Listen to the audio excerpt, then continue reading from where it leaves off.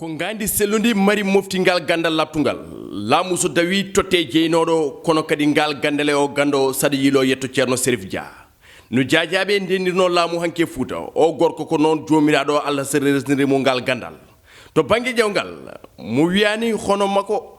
mi wiyani mi yani hono mako kono kadi baado no Ceerno Serif Diani min mi yani yetto njiya buri soynade lista haare bindi yiloma yituma cikka ko gurdunodo ma gile gurna makala so tawi koye leydi Ceerno Serif Dia ƴewan ma haalde ma cikka ko gandunoɗo ma gila haswa hande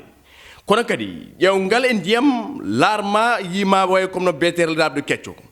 gandal e fannuji mum Ceerno Serif gando e nder anduɓe mo Allah lubri gandal kono kadi e fannuji mum kala ko cellal woni afungalu kono kadi mo sellani talani yilade ngungalu yetto Ceerno Serif safruma artira mbawko ma e cellal o gorko Seydi Dia ƴewani yilaki ngalu ko hewɓe mabɓe jogui ledde kono kadi ɗe Ceerno Serif Dia ɗe mbiyete ko mem jiya kono wona mem cabboɗa ko ka debbo jontuɗo yetto Ceerno Serif joni nana alkhayri so lekki findi wombe ka jiɗɗo diwde kono ala no jaruɗa joni ndiwo munuma duule ka jaado jiddo artude kono kayitaji newaki joni jettoɗamo walla jokkodira e makko galle wela ha yo waɗa jomiraɗo woni goto baɗowo to wela baɗowo nde wela baɗowo no welira kañum tigi itti rewne juuɗe o gorko Seydi Dia yettomo Ceerno Serif Dia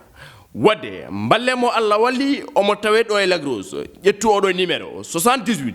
016 22 22 78 016 22 22 ngel noddirgel aɗa wawi hebde makko